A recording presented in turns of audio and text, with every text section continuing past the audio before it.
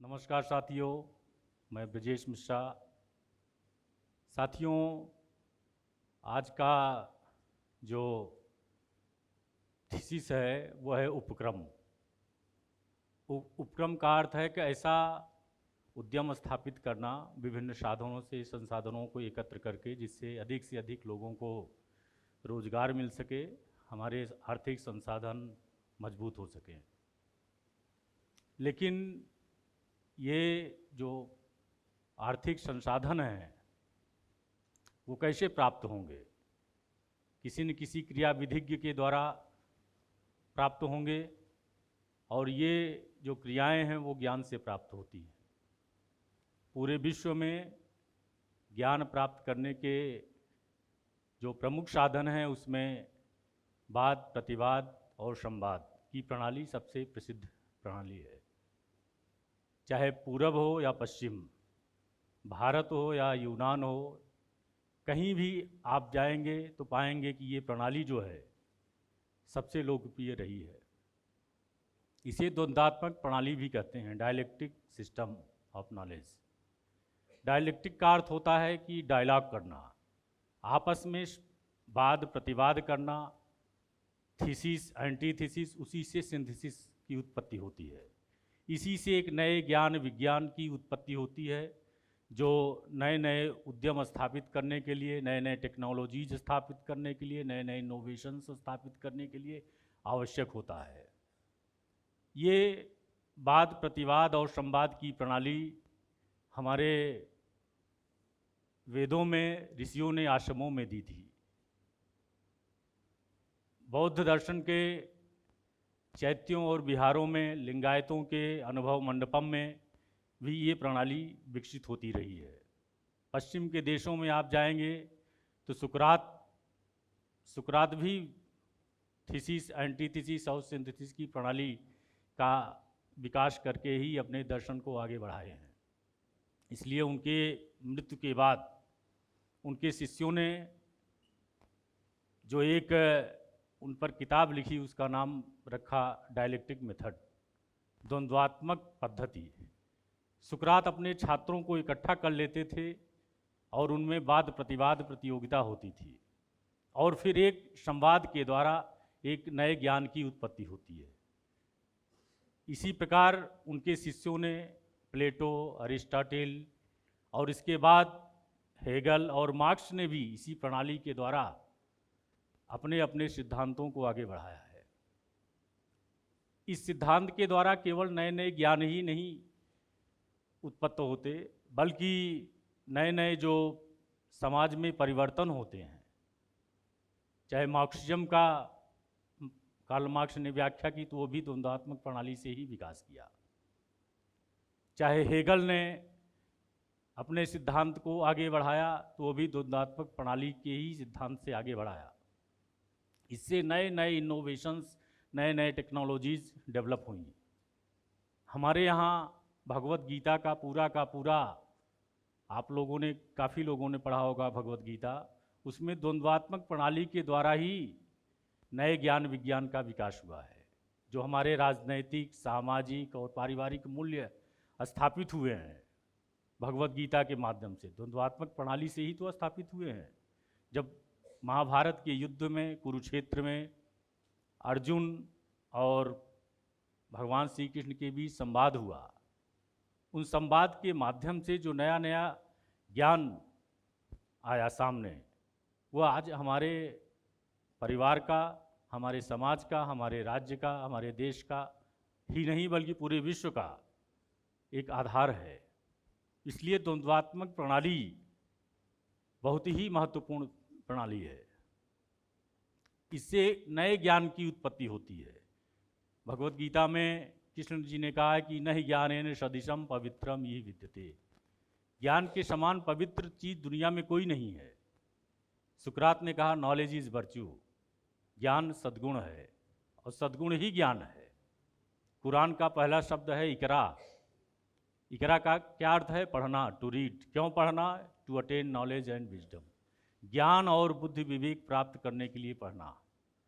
इसलिए सारे धर्मों में, चाहे वो सनातन धर्म हो, चाहे क्रिश्चियनिटी हो, चाहे इस्लाम हो, सभी धर्मों में ज्ञान को प्रधानता दी गई है।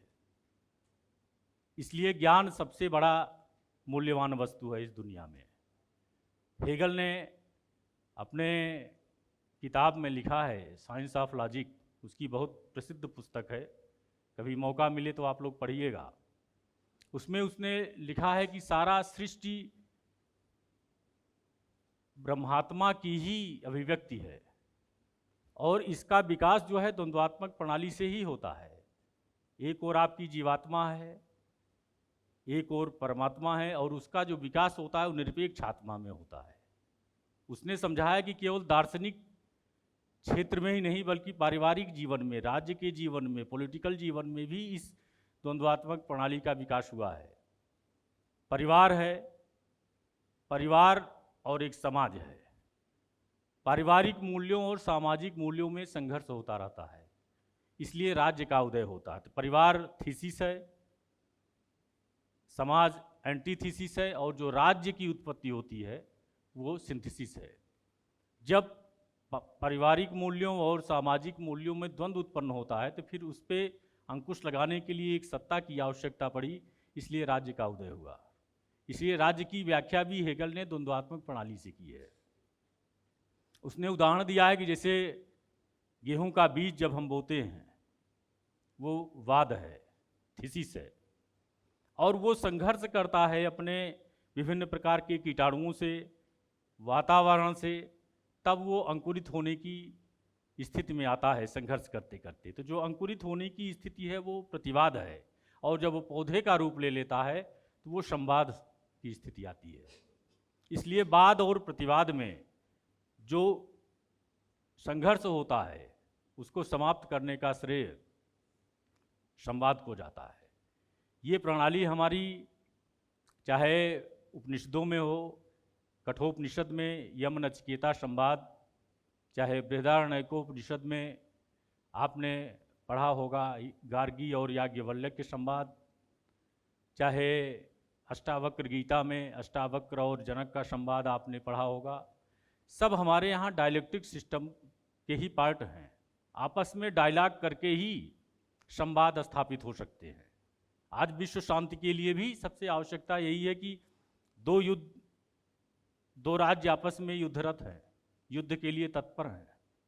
अब उनमें एक वाद है, दूसरा प्रतिवाद है, तो आपसी बातचीत से जो एक संवाद की उत्पत्ति होती है तो वही श्रेयस्कर होता है, वही पूरे विश्व के लिए, विश्व शांति के लिए आवश्यक होता है।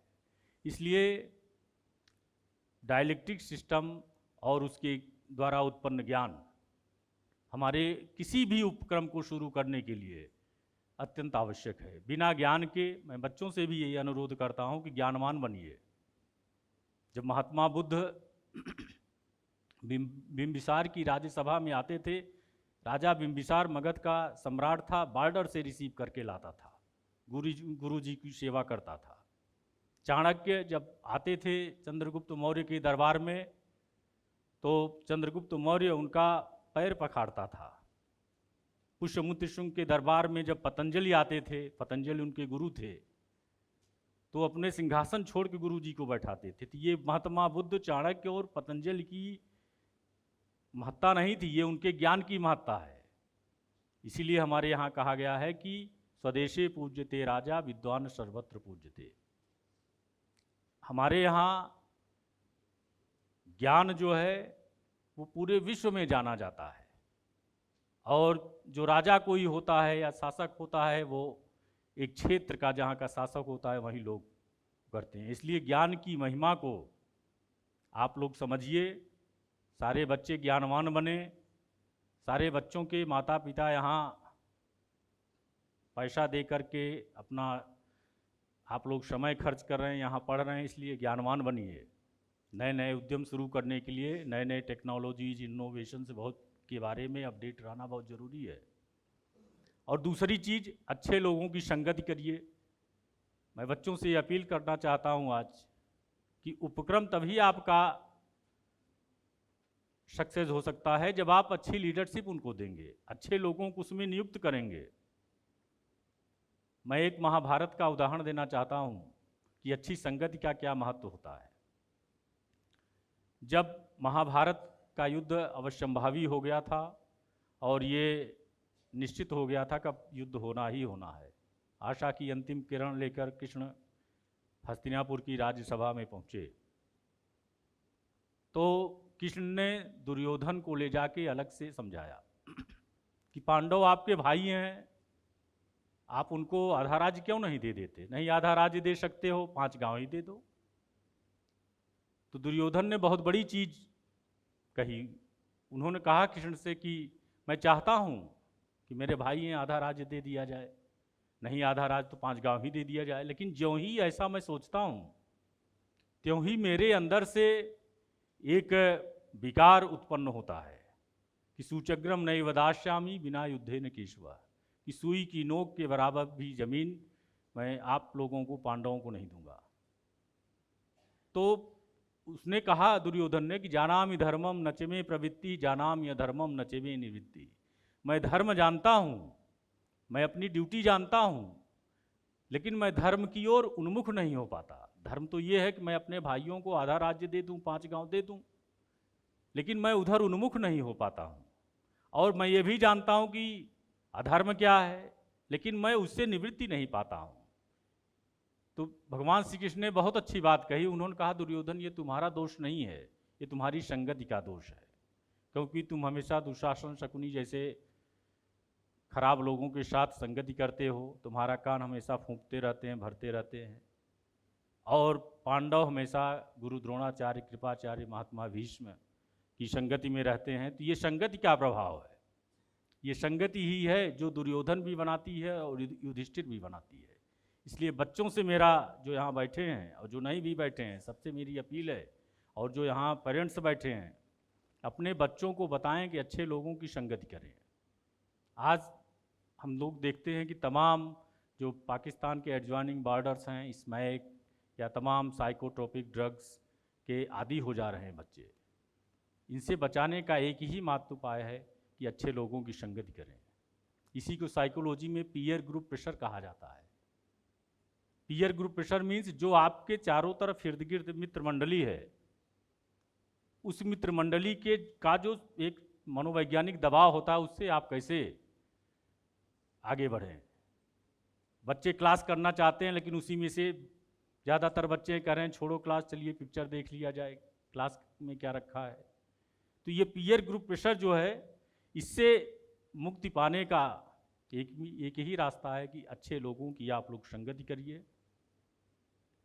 मैं बच्चों से कभी अलग से भी बात करूंगा और ये बताऊंगा कि कैसे ज्ञान विज्ञान के साथ साथ अपने जो संगति का प्रभाव है, माता पिता के और गुरु के वचनों को कैसे सम्मान करना चाहिए, तभी आप आगे बढ़ सकते हैं। कोई भी उद्यम, कोई भी उपक्रम, जब तक आप अच्छी लीडरशिप उसमें नहीं लाएंगे, तब तक सक्सेस नहीं हो पाएगा।